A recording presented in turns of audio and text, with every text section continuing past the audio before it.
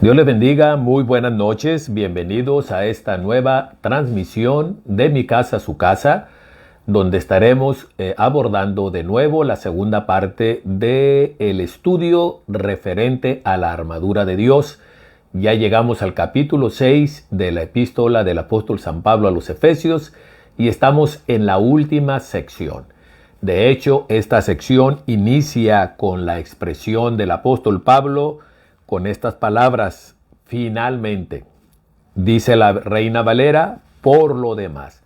Pablo está concluyendo su escrito y vamos a ver en esta noche, esperemos concluir en esta segunda parte, en esta segunda transmisión sobre la armadura de Dios, concluir con el tema de la armadura de Dios y con él concluir con esta epístola del apóstol San Pablo.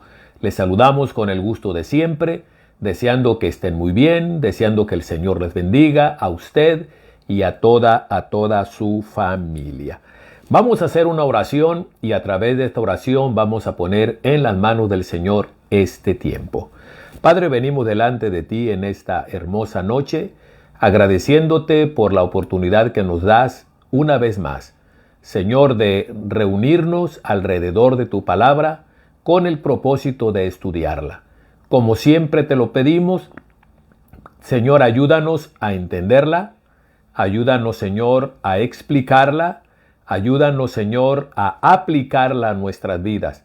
Permítenos, Señor, que tu Espíritu Santo nos capacite, no solamente para captar el contenido, sino lo más importante, elaborar ese contenido para convertirlo en aspectos prácticos en nuestro diario vivir. Te lo pedimos en el nombre de Jesús y en su nombre en esta noche te damos muchas gracias. Aleluya. Muy bien, qué bueno que se toma el tiempo, qué bueno que se toma esta oportunidad para estudiar juntos la palabra del Señor. Le mandamos un afectuoso saludo de parte de la familia Salazar Soto. Es un privilegio el podernos comunicar a través de esta plataforma y es un honor el que usted nos concede el tomar este espacio y este tiempo para unirse en esta transmisión. Vamos a leer la escritura, vamos a entrar ya de lleno al estudio y vamos a empezar con la lectura en el capítulo 6 de la epístola del apóstol San Pablo a los Efesios a partir del versículo número 10, pero vamos a detenernos en el versículo 14, que es donde retomaremos el estudio donde lo dejamos la semana pasada. Dice la Escritura: por lo demás, hermanos míos, fortaleceos en el Señor y en el poder de su fuerza. Vestíos de toda la armadura de Dios para que podáis estar firmes contra las acechanzas del diablo. Porque no tenemos lucha contra sangre ni carne, sino contra principados, contra potestades, contra los gobernadores de las tinieblas de este siglo, contra huestes espirituales de maldad en las regiones celestes. Por lo tanto, tomen toda la armadura de Dios para que podáis resistir en el día malo y habiendo acabado todo, estén firmes. Estad pues firmes, ceñidos vuestros lomos con la verdad y ceñidos con la coraza de justicia y calzados los pies con el apresto del evangelio de la paz. Sobre todo, tomen el escudo de la fe, con el cual podrán apagar todos los dardos de fuego del maligno, y tomad el yelmo de la salvación y la espada del Espíritu, que es la palabra de Dios. La semana pasada entramos a este estudio y Pablo, en su conclusión a la epístola que escribe de manera circular para todas las iglesias en el Asia, Pablo concluye con este pasaje que es sumamente importante, donde él nos enseña como iglesia de una verdad que no debemos de obviar, no debemos de omitir. Y es el hecho de que el creyente está enfrascado o estamos enfrascados en una guerra espiritual, en una batalla donde el enemigo de nuestras almas y el enemigo de Dios, Satanás, junto con todas sus huestes angelicales, están ocupadísimos en la tarea y empeñados en frustrar todos los planes que Dios tiene para nosotros como individuos y todos los planes que Dios tiene para la iglesia. Es decir, el diablo está muy ocupado y muy interesado en frustrar el que el testimonio de la iglesia hacia el mundo, como esa nueva humanidad que Dios en Cristo está construyendo, ese testimonio pueda llegar a la gente que no es cristiana y pueda entonces revolucionar la vida de las personas. Así es que esta verdad no debemos de olvidarla. Jesús dijo que Él vino a darnos vida y vida en abundancia. Pero antes de eso nos advirtió que hay un enemigo que viene a robar, matar y destruir. Así es que no debemos olvidar la realidad de la guerra espiritual en la que estamos, ser conscientes de ella, no vivir atemorizados por ello, no vivir impresionados por el hecho de que tenemos un adversario tan digno de ser considerado como el diablo mismo y sus demonios, no vivir bajo temor, no vivir impresionados por eso, pero sí vivir conscientes y vivir alertas. Jesús nos dice que velemos y que oremos. Pedro nos dice lo mismo, que nuestro adversario, el diablo, anda como león rugiente, buscando a quien devorar. Así es que debemos de velar, es decir, estar alertas.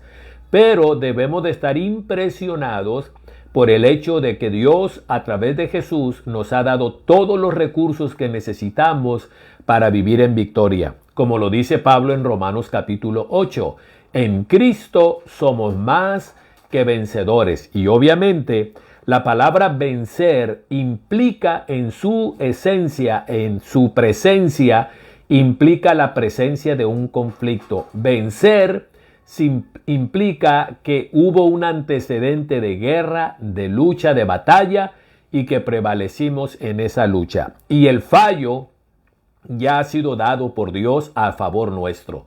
En Cristo somos más que vencedores.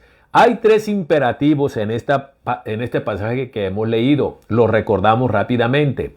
El primer imperativo que encontramos aquí en este pasaje es: vístanse de toda la armadura de Dios. Este es un imperativo, no es opcional, no está dejado a nuestra discreción, es una orden y es un verbo. El vestirnos es un verbo en modo imperativo y también es en tiempo presente, lo cual representa una acción que debemos de hacer continuamente. El segundo imperativo es: fortalezcanse en el Señor y en el poder de su fuerza. Fortalecernos es otro imperativo que encontramos en este pasaje, que de hecho es el primer imperativo. Vestirnos de la armadura es el segundo imperativo. Igual, tiempo presente, una acción que debemos de hacer continuamente. Modo imperativo, no es opcional. Se espera que tú y yo hagamos de esto una acción de todos los días. La diferencia entre el verbo fortaleceos y vestíos es que el verbo fortaleceos está en voz pasiva, lo que significa que esa fortaleza no es algo que vamos a sacar de nosotros mismos, sino que es una fortaleza que recibimos desde afuera, de parte de Dios, a través de la palabra y a través del Espíritu Santo. Y el tercer imperativo es: manténganse firmes, es decir, mantengan su posición, no cedan ante el enemigo. Dios nos llama a pararnos firmes y a no retroceder.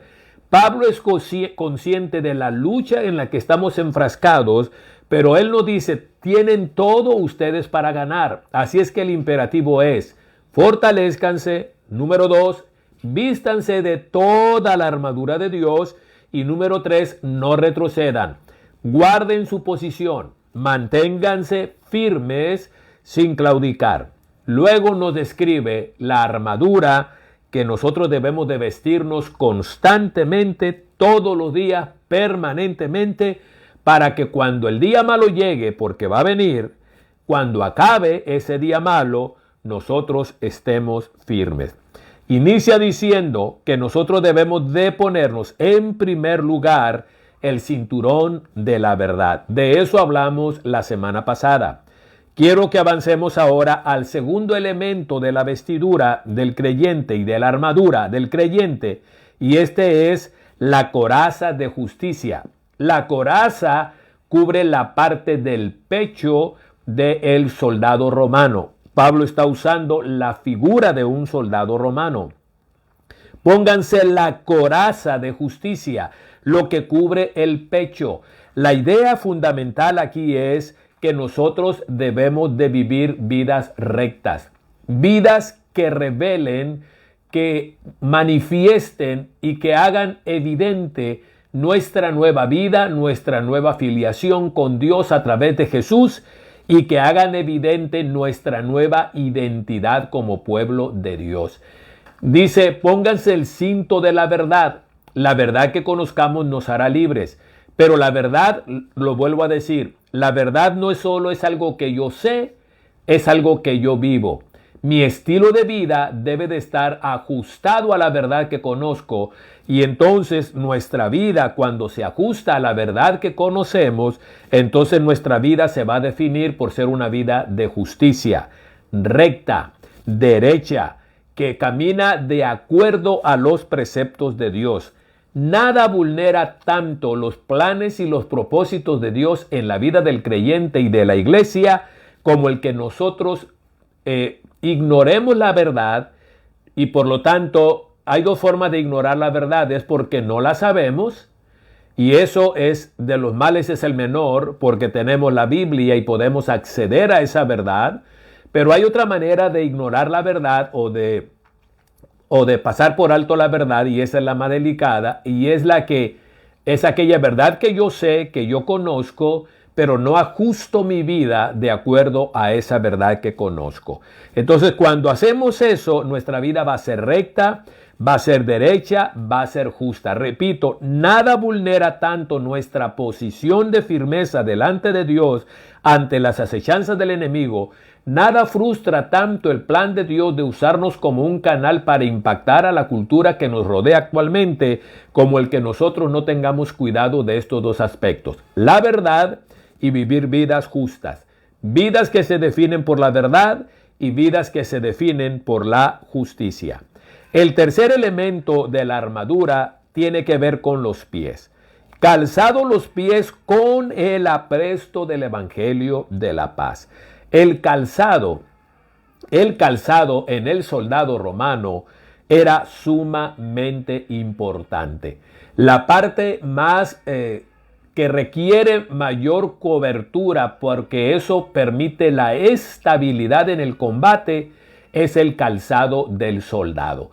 Y en este caso en particular, Pablo dice que debemos de calzar el calzado del apresto del evangelio.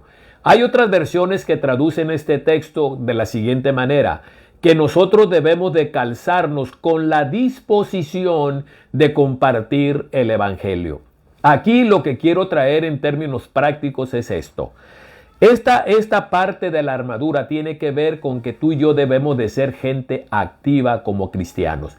Activas en todos los sentidos, pero particularmente debemos de ser activos en el compartir el evangelio de la paz con aquellas personas que todavía no le conocen. Este pasaje está en conexión con lo que dice el profeta: cuán hermosos son los pies de aquellos que anuncian la paz.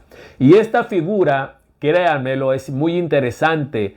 Esta figura se toma de cuando Israel estaba pasando por el problema de opresión, estaba siendo sitiado, estaba pasando por momentos de dificultad, de crisis nacional, estaba involucrado en algún conflicto muy fuerte de tipo bélico, y había lo que se conocen como los heraldos, los que venían del campo del conflicto hasta la ciudad para traer las últimas noticias, que podían ser buenas o podían ser malas.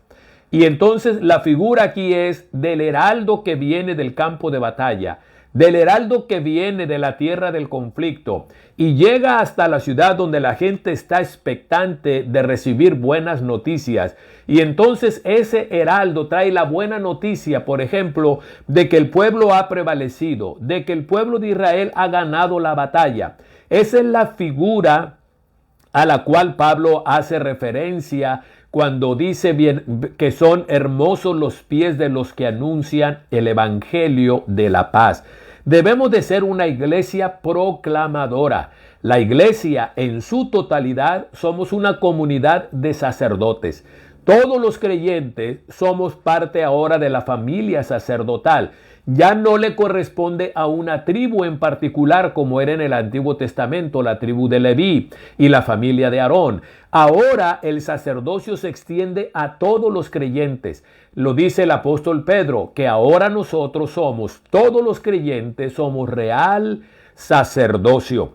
Y además de eso, somos una comunidad profética, es decir, somos llamados a proclamar el evangelio de las buenas nuevas a toda criatura.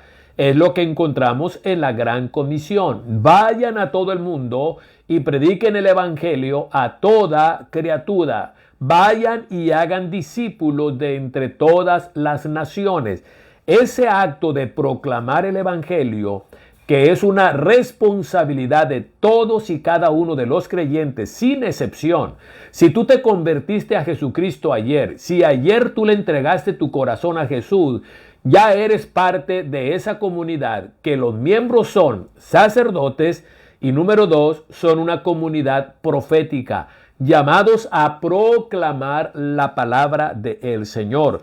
Y una de las maneras de guardar nuestra posición, según el apóstol Pablo, es mantener una vida activa en el servicio, una vida activa proclamando el evangelio de la paz, dándole a conocer a los demás el maravilloso evangelio de nuestro Señor Jesucristo. Así es que, como alguien dijo, como se dice a veces en el fútbol, se dice que la mejor arma o la mejor defensa es el ataque. La mejor defensa es el ataque. Entonces, la armadura de Dios no solamente es un llamado a tener una actitud defensiva, sino que también tiene elementos que nos llaman a ser ofensores, es decir, que avancemos, no solamente a aguantar el golpe del ataque, sino también a ser personas que ataquemos y que avancemos y seamos agresivos. Y aquí se nos habla entonces de una vida activa, particularmente en nuestro privilegio que tenemos de compartir el evangelio con las demás personas. ¿Qué otro elemento contiene la armadura de Dios? Después de que Pablo habla de los pies del evangelio, la estabilidad que debemos de tener, también pudiéramos pensar aquí que nuestra vida debe de estar enraizada y fundamentada en el evangelio, como cimentados en la palabra del Señor. Esa podría ser otra acepción otra aplicación práctica de esto que Pablo dice del calzado, de calzarnos con el apresto del evangelio de la paz. Cimentados, fortalecidos, bien arraigados en el evangelio de nuestro Señor. Y obviamente todas estas tres que hemos visto se interconectan. La verdad, la vida de justicia y calzar el apresto del evangelio es algo que se relacionan entre sí. Luego el verso 16 dice, sobre todo,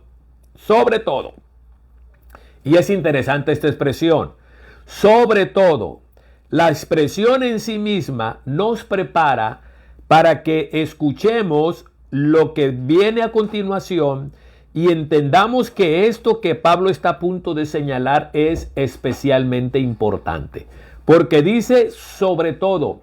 Ya habló de dos cosas importantes, el cinturón de la verdad, la coraza de la justicia y los zapatos del apresto del evangelio.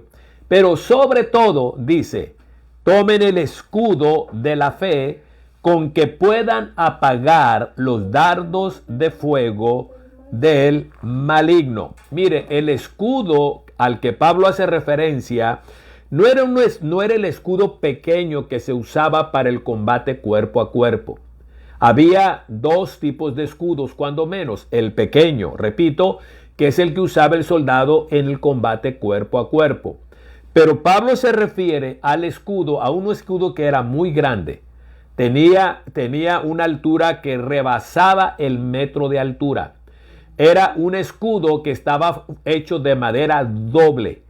Y era un escudo que en medio, entre las dos maderas y al frente de la madera del escudo, era de piel.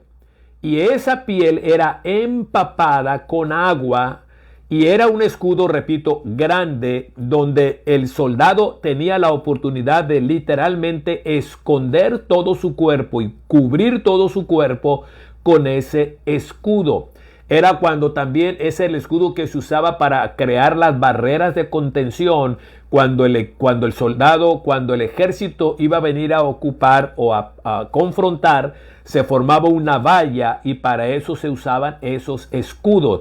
Un escudo sobre el otro daba una altura significativa, de tal manera que eso representaba una especial cobertura, protección para el ejército que iba a recibir el ataque.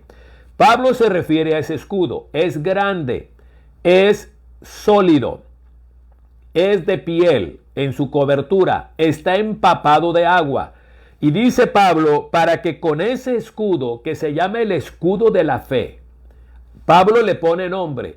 Lo más importante, dice Pablo, es que nosotros podamos tener el escudo de la fe.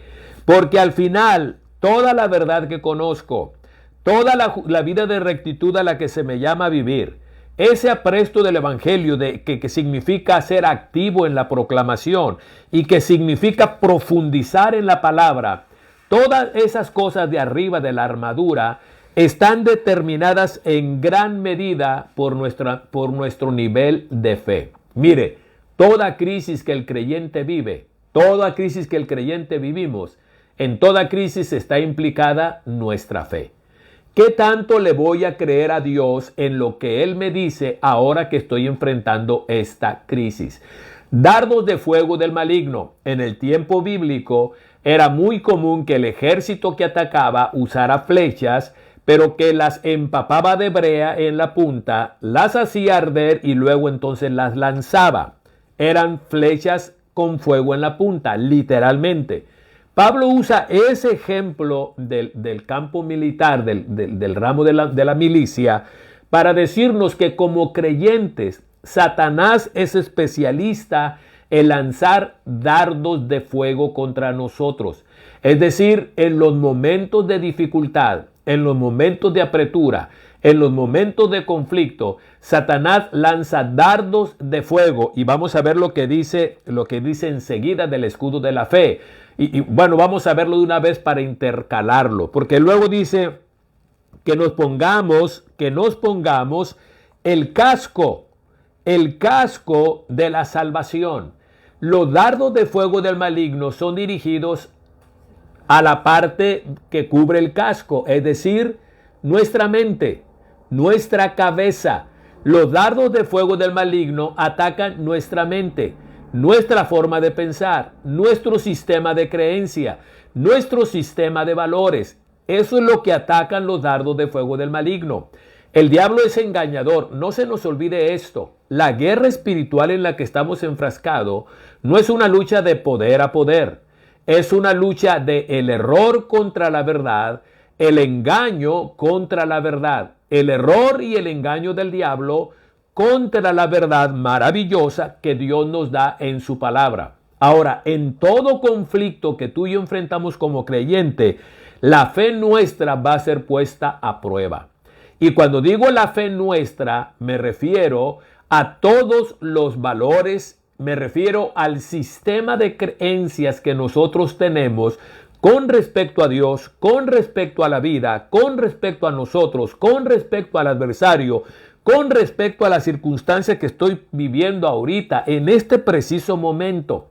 Estoy pasando por situaciones de pérdida. Perdí un ser amado, perdí 2 seres amados, perdí la salud, perdí el trabajo, estoy teniendo conflictos laborales, estoy teniendo serios problemas en mi vida matrimonial, etcétera, etcétera. Todos esos conflictos van a venir y el diablo es especialista como engañador, como mentiroso, como padre de mentira y como acusador es especialista en lanzar dardos de fuego a nuestra mente que nos van a hacer dudar de la veracidad de todo lo que Dios nos ha dicho. Nos va a hacer dudar de ese versículo que dice: a los que aman a Dios, todas las cosas Dios las usa para su bien. Nos va a hacer dudar de ese texto que dice que en Cristo somos más que vencedores. Y nos va a hacer dudar de ese texto que dice: yo estoy contigo todos los días. Y de cada promesa que Dios nos da, donde nos garantiza la victoria. Satanás es especialista en lanzar dardos de fuego contra nosotros que están dirigidos principalmente a vulnerar nuestra vida en el ámbito de la fe. Y Pablo dice: por eso, sobre todo, tomen el escudo de la fe, con el que puedan apagar los dardos de fuego del maligno. Y mire cómo todas las piezas se interconectan. La verdad, la justicia, enraizar en el Evangelio de la paz, ser un proclamador del Evangelio de la paz, etcétera, etcétera. Todo eso viene y contribuye a que el escudo de la fe nuestra, que es el que sobre todas las cosas debemos de usar, sea fortalecido, sea grande, sea lo suficientemente fuerte y lo suficientemente empapado por el Espíritu de Dios como para que todos los dardos de fuego que el maligno nos lance puedan ser apagados. ¿A dónde se lanzan esos dardos de fuego? Se lanzan a nuestra mente. Mire, Satanás no puede tocar nuestro espíritu. Satanás no puede llegar ahí, pero Satanás puede tocar, y lo va a hacer, y lo hace, nuestra mente. Nuestra batalla espiritual se lidia en esta región, en nuestra mente, en nuestros pensamientos. Y nosotros por eso es que encontramos esta recomendación de parte de Pablo en 2 Corintios capítulo 5, capítulo 10, donde él nos dice que las armas de nuestra milicia no son carnales, sino espirituales y poderosas en Dios para la destrucción de fortaleza. Y luego ahí Pablo nos dice que debemos de llevar cautivo todo pensamiento que se levanta contra el conocimiento de Dios. Es decir, es muy claro que la batalla nuestra como cristianos, la arena donde esa batalla se realiza, esa arena donde Satanás puede tocarnos, es nuestra mente, nuestros pensamientos. Y por eso es que Pablo dice que nosotros, después de ponernos, de asegurarnos de tener el escudo de la fe, debemos de tomar el yelmo o el casco de la salvación. El casco de la salvación que proteja nuestra mente de esos pensamientos engañosos que tienen la intención de hacernos dudar de lo que Dios ha dicho y ha prometido en su palabra. Luego sigue diciendo, mire qué hermoso, después del escudo, después del casco de la fe para proteger nuestro pensamiento. Déjeme antes de avanzar a este otro punto. Pablo dice en Romanos capítulo 12, dice, no se conformen a este mundo o a este siglo, sino transfórmense por medio de la renovación de vuestro entendimiento. Y luego ya estudiamos antes en esta misma epístola, donde Pablo habla de que debemos de cambiar nuestra forma de pensar. Nuestra forma de razonar debe de ser transformada como una de las consecuencias éticas que se derivan de nuestra nueva posición en Jesucristo. Pero déjeme avanzar. ¿Qué sigue diciendo? ¿Cuál es el siguiente elemento de la armadura de Dios que está a nuestra disposición? Que debemos de ponernos todos los días, en cada momento, y debemos de hacerlo debemos de ponernos toda la armadura. No debemos dejar ninguna de las partes sin usar y sin colocar. Dice, después del casco de la salvación, dice Pablo, la espada del Espíritu. Debemos de usar la espada del Espíritu. Y Pablo nos define a qué se refiere con la espada del Espíritu. La espada es un arma ofensiva. La espada es un arma ofensiva. Todas las cosas que Pablo ha mencionado arriba son, diríamos, defensivas. Pero ahora llega a el arma que es ofensiva. La vida cristiana no solamente es de prepararnos para recibir el impacto, sino que también la vida cristiana es estar listos para agredir, para avanzar, para conquistar, para vulnerar la línea del enemigo y poder avanzar. ¿Y cuál es el arma? Una de las armas que tenemos ofensivas que debemos de tener siempre en nuestras vidas es la espada del Espíritu. Es decir, es la espada que el Espíritu Santo usa. Es la espada que el Espíritu Santo usa. Es nuestra, pero la usa el Espíritu Santo.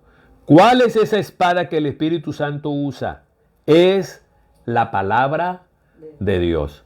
Y vamos otra vez. Arriba dice la verdad, que debemos de ponernos el cinturón de la verdad. ¿Y dónde está encerrada la verdad? ¿Dónde está el depósito de la verdad que debemos de conocer? En la palabra de Dios.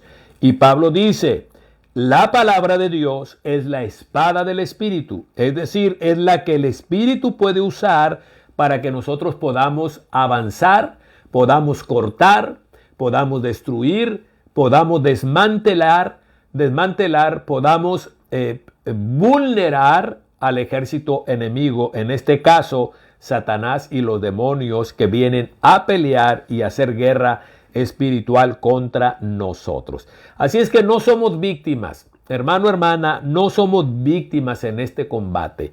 Somos gente que tiene la capacidad de agredir y que hemos sido llamados a vencer, a que vamos a resistir y vamos a ganar. Pero aquí viene entonces el desafío. El desafío en términos prácticos es que esta espada del Espíritu, que es la palabra de Dios, es un llamado que Dios me hace, Pablo me hace, es un llamado que me hace a mí y a cada creyente a que seamos gente diestra en el uso de la palabra del Señor. Mire, hace muchos años, cuando yo llegué a la iglesia en 1975, hace muchos años de eso, dentro de las cosas que practicábamos en el grupo de jóvenes, como una manera de motivarnos a estudiar la Biblia y a familiarizarnos con ella, eran los concursos que se llamaban esgrimas bíblicos. Usted sabe que la palabra esgrima es tomado de la disciplina que tiene que ver con el sable, con la espada, el uso del sable o de la espada. De ahí viene la palabra esgrima.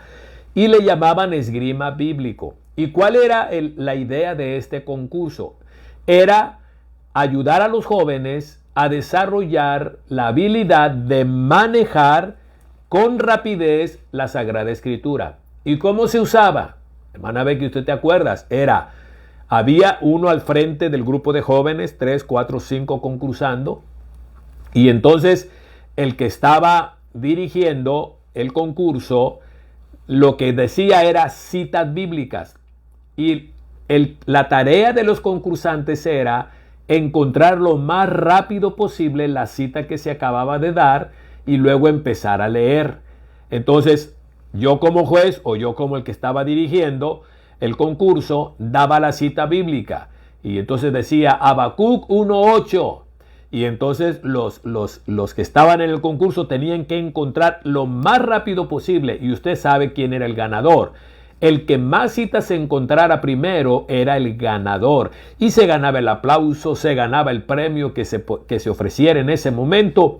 Pero la idea al final era motivar a los jóvenes para que nos convirtiéramos en gente que nos familiarizáramos con el uso de las Sagradas Escrituras. La triste verdad es esta, y los de CAFE me han escuchado mucho hablar de esto, hasta el cansancio probablemente, y es esto: la verdad triste es que la mayoría de los creyentes ahora no solamente no somos hábiles en manejar la escritura, sino que ni siquiera sabemos los elementos, no tenemos la información memorizada más elemental de lo que es la Biblia. ¿Por qué se llama Biblia? ¿Cuál es el nombre oficial de este libro que se llama Biblia? Yo lo mencioné el domingo pasado en el sermón. ¿Cuántos libros tienen? ¿Cuántos testamentos hay? ¿Cuántos libros hay en cada testamento?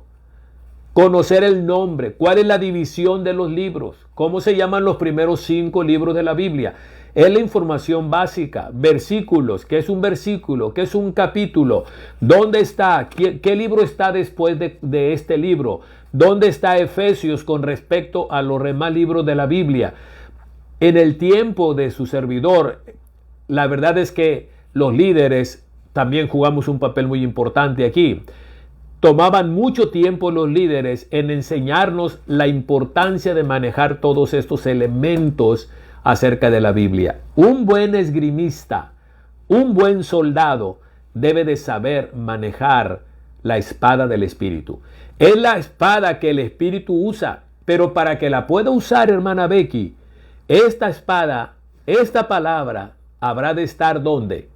En mi mente y en mi boca.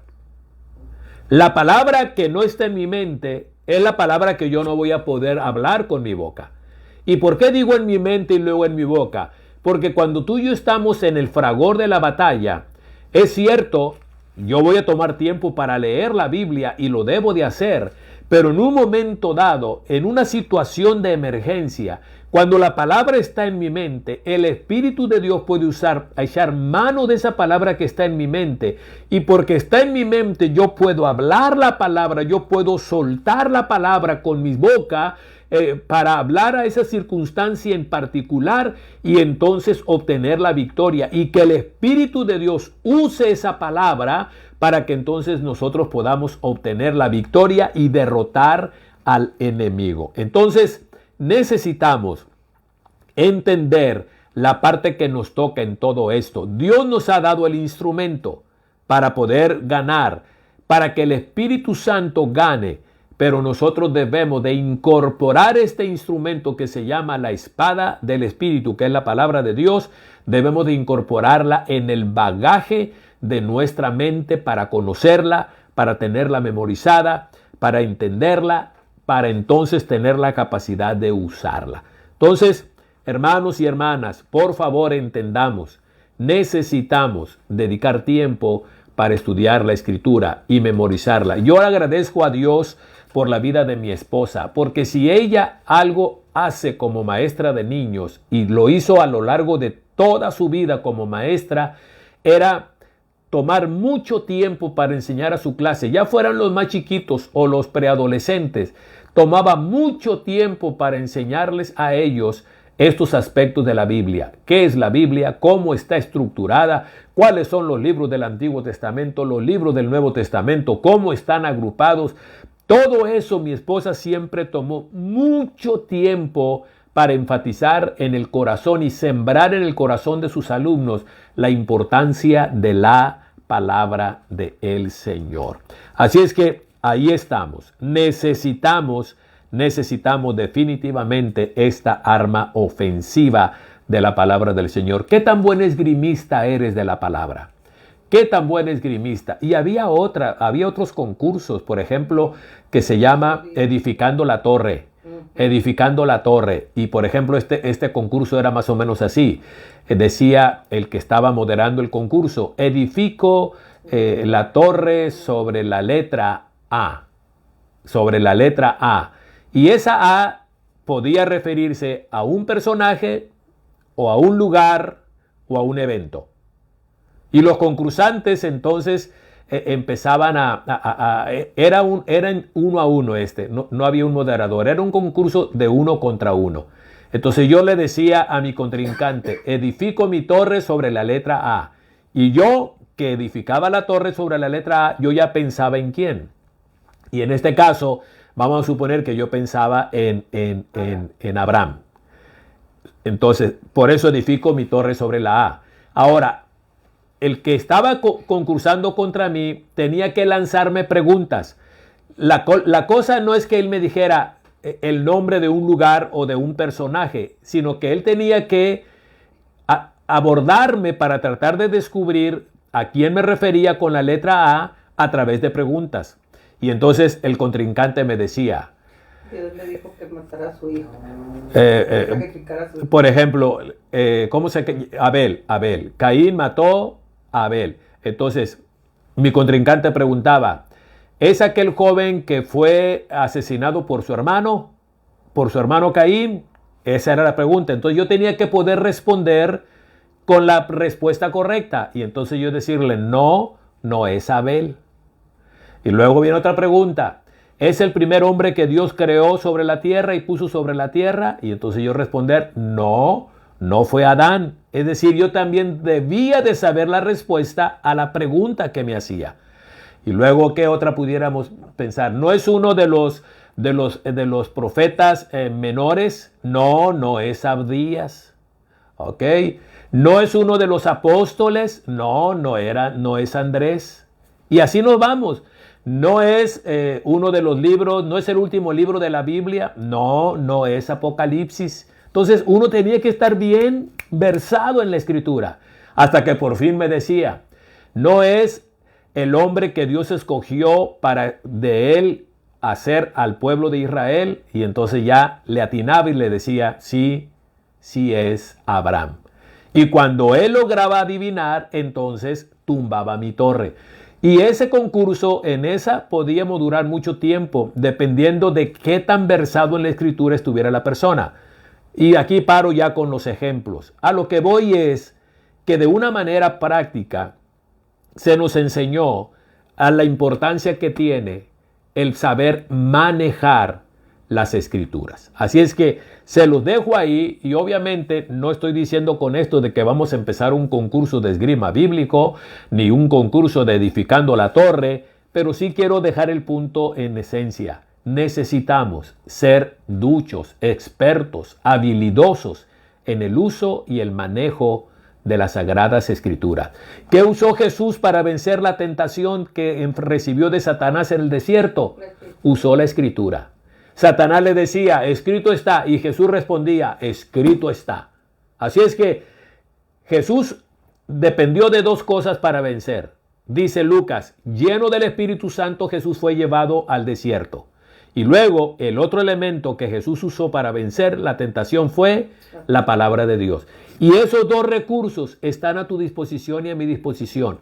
El Espíritu Santo que habita en nosotros, y número dos, la palabra. Pero la palabra debe de estar en nuestras mentes y en nuestros corazones. Verso 18. ¿Cuál es el siguiente elemento de la armadura de Dios? Pudiéramos mencionarlo como un elemento, o pudiéramos mencionarlo como la forma en que tú y yo nos vestimos de toda esa armadura. Pero vamos a manejarla como un elemento más. Verso 18. Orando en todo tiempo, con toda oración y súplica en el Espíritu, y velando en ello con toda perseverancia y súplica por todos los santos, y por mí, a fin de que al abrir mi boca me sea dada palabra para dar a conocer con denuedo el misterio del Evangelio, por el cual soy embajador en cadenas, que con denuedo hable de él como debo de hablar. ¿Cuál es el gran elemento poderoso que tenemos en la armadura de Dios? Es la oración. ¿Pero qué tipo de oración? Pablo nos dice qué tipo de oración. Es la oración que es permanente, que es continua. Dice orando, y aquí está el problema, hermana Becky, orando en todo tiempo. Y yo sé que en este punto, en todo tiempo, todos tenemos problema. Nadie tenemos problema en entender la importancia de la oración. Todos entendemos la importancia de la oración. Ahí no tenemos problema. Donde todos tenemos problema es en lo que Pablo dice enseguida, que esa oración debe de ser en todo tiempo. Oren sin cesar. Jesús dijo, velen y oren para que no caigan en tentación. El tema de la oración es un tema como para abordarlo en los jueves que vienen y realizar todo un estudio de varias semanas para hablar sobre la importancia de la oración. Pero repito, el tema de la importancia no es problema. Todos la entendemos. Sabemos que el cristiano para crecer tiene que orar, tiene que leer la Biblia, tiene que meterse en las disciplinas espirituales. Todos lo sabemos. Nuestro problema es a la hora de la práctica. La pregunta que yo plantearía es, ¿cómo aprendo a orar? Orando. La respuesta es orando. Yo no puedo aprender a orar sin dejar de orar. Sí. ¿Cómo si es que no oro? ¿Cómo desarrollo una disciplina en cualquier deporte? Practicando, practicando, practicando. ¿Cómo agarro agudeza en el manejo de la técnica de cualquier deporte o del arte, la guitarra, la pintura? Practicando, haciéndolo, haciéndolo, haciéndolo y haciéndolo. ¿Y qué más hacer después de eso?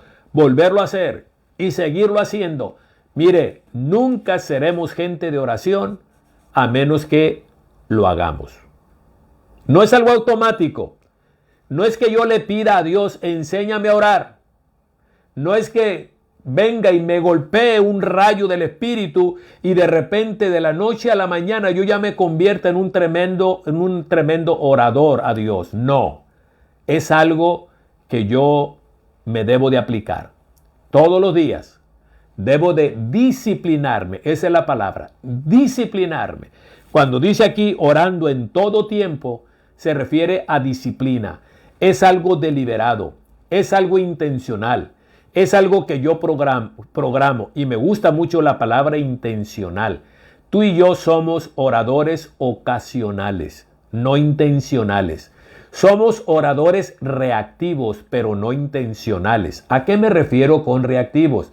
Que oramos cuando las circunstancias nos hacen caer de rodillas, nos fuerzan, nos obligan a orar. Yo he escuchado gente ante la pregunta, ¿por qué es que nos cuesta tanto trabajo orar? He escuchado esta respuesta que es muy imprecisa, es muy incorrecta. Y la respuesta es esta, es que no tenemos necesidad. La verdad es que necesidad de orar siempre la tenemos. Porque si yo estoy enfrascado en esta lucha, donde el infierno está interesado en arruinar el plan de Dios para mi vida, está interesado en arruinar a mi familia, mi matrimonio, entonces yo tengo una urgente necesidad de orar. Y decir que no tengo necesidad es no oír lo que Jesús dijo, velen y oren. Es no escuchar lo que Pablo dijo, oren sin cesar. Es no escuchar lo que Pablo está diciendo aquí, oren en todo tiempo. ¿Por qué esta urgencia a orar siempre? Porque es absolutamente necesario. Pero tú y yo, repito, somos gente que oramos ocasionalmente o que somos gente que oramos reaccionando a una situación extrema. Pero Dios nos llama a que seamos oradores continuos. Oren en todo tiempo. Ahora, ¿qué otra característica tiene esta oración? Tiene que ser una oración intensa. Súplica. Habla de oración, pero de un tipo de oración, que es una oración intensa. Debe de ser constante, debe de ser intensa. Y luego debe de ser velando en todo ello. Debe de ser una oración que vela, que se mantiene, que es vigilante. Y debe de ser una oración perseverante. Y perseverar en todo ello, en súplica por todos los santos. En esta oración, no solamente oro por mí, no solamente oro por mis asuntos. Es importante entender que en esta oración yo puedo tocar, puedo bendecir, puedo ayudar a las personas que están a mi alrededor. Particularmente, Pablo aquí dice que oremos con intensidad, con perseverancia, con constancia, con vehemencia por todos los santos, por todos mis hermanos, que tú ores por mí, tu servidor, que ores por mi familia, por mi esposa, por mis hijos, por mi matrimonio, por mí como padre, como cristiano primero, como hijo de Dios, como pastor, ores por mí. Y Pablo dice, y oren por mí también. Es decir, Pablo no se sentía por encima de todos diciendo yo ya tengo todo resuelto. Mire qué humildad de Pablo, qué aprendizaje tenemos aquí de Pablo. Oren por mí también. Sus oraciones, hermanos, son importantes para mí. Y Pablo les pide, nos pide que oremos los unos por los otros y que oremos por esas personas que consideramos que ya están muy grandes espiritualmente, que han ganado mucha estatura. Yo no necesito orar por el supervisor Hughes, es un hombre ungido, es el supervisor del estado de Arizona, es un hombre con una palabra poderosa, etcétera, etcétera. Yo no necesito orar por él, yo necesito en todo caso que él ore por mí. Y si bien es cierto lo último, no es cierto lo primero. Yo también necesito y debo, mejor dicho, yo debo de orar por él y él necesita de mis oraciones. Y necesita de las oraciones que Luna pudiera hacer en este momento por mí. Las oraciones que Luna pudiera hacer repitiendo la oración de su mamá por el supervisor. Porque la abuela puede dirigir a Luna. De hecho, lo hacen. Lo hacen. Y Luna repite. Y esa oración que Luna repite, yo la necesito. Tú la necesitas.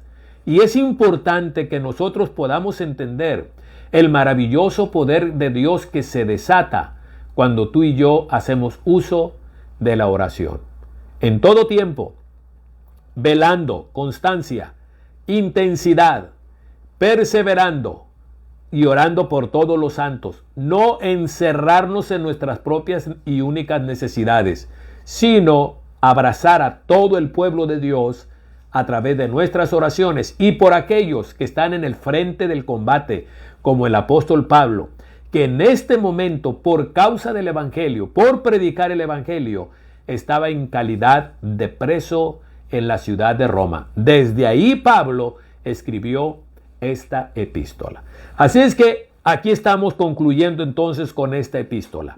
Y aquí está la armadura de Dios, que tú y yo somos llamados a ponernos por completo todos los días.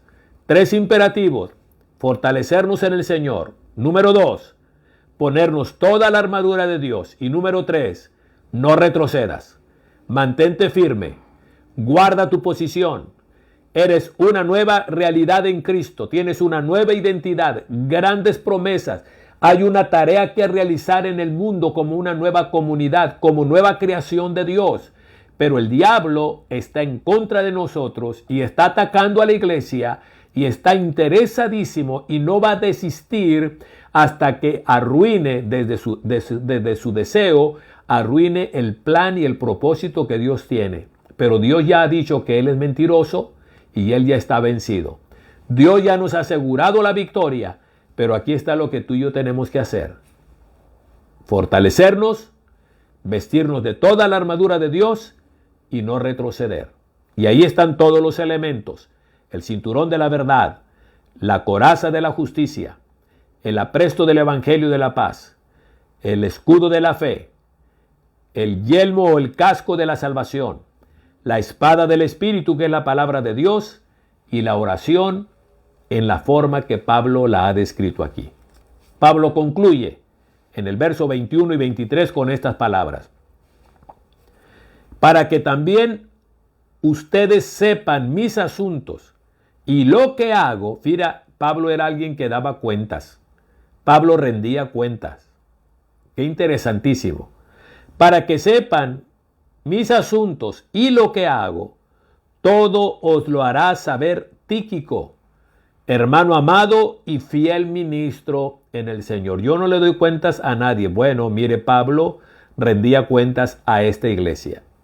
Tíquico le va a dar razón de todo lo que hago, dónde estoy y de todos mis asuntos, el cual envía a ustedes para esto mismo. Fíjate, para eso expresamente lo mandó, para que sepan lo tocante a nosotros y que consuele vuestros corazones. porque aparentemente la iglesia estaba preocupada, evidentemente estaba preocupada por el futuro y la situación de Pablo. Verso 23. Paz sea a los hermanos y amor con fe de Dios Padre y del Señor Jesucristo. Y concluye, la gracia sea con todos los que aman a nuestro Señor Jesucristo con amor inalterable. Amén. La gracia sea con todos los que aman a nuestro Señor Jesucristo. ¿Con qué tipo de amor? Un amor inalterable. Y la palabra que aparece aquí, ágape. Ese amor inalterable. Ese amor que está ahí siempre. Pase lo que pase. No es condicional. No es circunstancial. Es un amor que está siempre latente y que está siempre presente, aún en una condición tan extremadamente complicada como la que el apóstol Pablo estaba viviendo al momento de escribir esta maravillosa epístola. Que Dios nos ayude, al finalizar este estudio, que Dios nos ayude a poder recapitular y reconsiderar todo lo que se ha podido decir a lo largo de más de un año al estudio de esta palabra, y que al final, el consejo final de Pablo es que amemos a Dios con amor inalterable. Que tú y yo podamos ser ese tipo de creyentes, que en medio de todo, en medio de las dificultades, en medio de las luchas, en medio de las bendiciones, en medio de las victorias, pero también en medio de los fracasos, nosotros podamos mantener nuestro amor hacia Dios de una manera inalterable. Y su gracia nos va a seguir sosteniendo. Su amor nos va a seguir sustentando. Así es que, hermanos, ánimo. Iglesia, ánimo. Hay una guerra en contra nuestra, sí, pero Dios ya ha decretado que tú y yo en esta batalla salimos vencedores. Hagamos lo que tenemos que hacer. Hagamos caso de las disciplinas espirituales. Incorporémoslas. No es fácil, por eso se llaman disciplinas espirituales. Pero contamos con la gracia de Dios, con la asistencia del Espíritu Santo. Y seamos tú y yo personas que animemos a los demás y nos animemos unos a otros en esto de desarrollar las disciplinas espirituales. Preguntémonos, no con el afán de juzgar, pero con el afán de motivar y de animar. Hey, hermano, ¿cómo vas en tu vida de oración? Oye, hermano, ¿cómo va en tu disciplina de la palabra de Dios? ¿Estás teniendo alguna situación? ¿Hay alguna forma en que yo te pueda ayudar? ¿Será que podemos ponernos de acuerdo para tener una llamada telefónica y orar juntos todos los días o 2 días a la semana? ¿Será que podemos tener un tiempo de una videollamada para leer juntos la Biblia, para platicar algo? Motivarnos unos a otros. Entonces, echemos mano de todos los recursos que Dios ha puesto a nuestro alrededor para poder llegar a ser este tipo de iglesia y de creyentes que Dios pensó que fuésemos y que lo hemos visto con lujo de detalles al estudiar la epístola a los Efesios. De esta manera concluimos y agradezco mucho a Dios por este tiempo que Dios nos ha permitido, esta aventura juntos, estudiando esta preciosa epístola. Mi deseo es que Dios nos siga bendiciendo a todos. Y recuerde lo que Pablo dice en el capítulo 1, versículo 3.